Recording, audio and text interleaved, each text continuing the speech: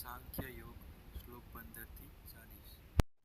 કેમ કે હે પુરુષ શ્રેષ્ઠ, દુઃખ અને સુખને સમાન સમજનાર જે ધીર પુરુષ છે, તેને આ ઇન્દ્રિયો સાથેના વિષયોના સંયોગો વ્યાકુળ નથી કરતા અને તે મોક્ષને પાત્ર છે. અસત પદાર્થની સત્તા નથી અને સતનો અભાવ નથી. આ બંનેનું તત્વજ્ઞાની પુરુષોએ જોયું છે.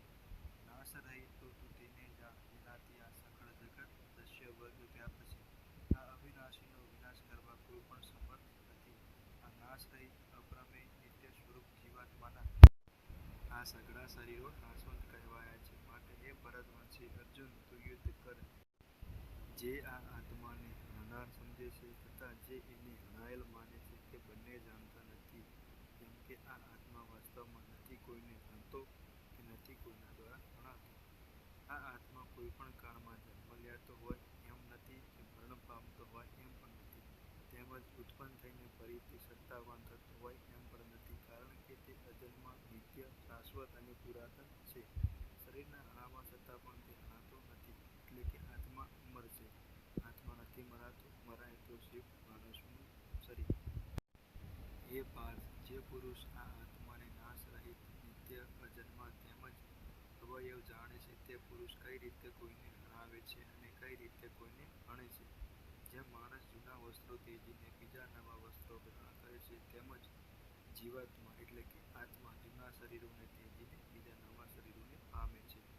આ આત્માને શસ્ત્રો છેદી શકતા નથી, આને અગ્નિ બાળી શકતો નથી, આને પાણી પણ ઓગાળી શકતું નથી અને પવન સાથે સૂકવી શકાતો પણ નથી.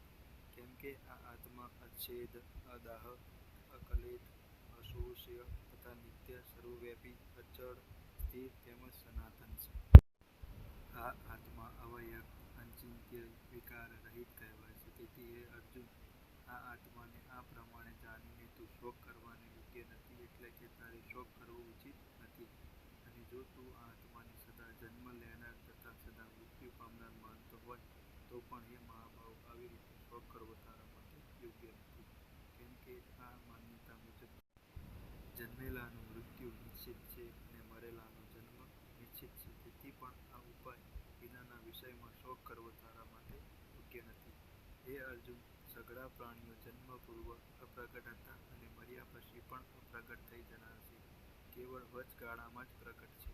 તો પછી આવી સ્થિતિમાં શો શોક કરવાનો?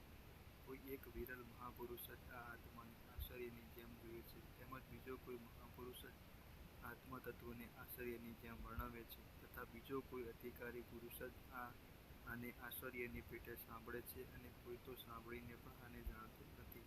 હે અર્જુન, આ આત્મા સૌના શરીરોમાં હંમેશા અવધ્ય એટલે કે જેનો વધ ન કરી શકાય એવો છે. એ કારણે તારે સમસ્ત પ્રાણીઓ માટે શોક કરવો ઉચિત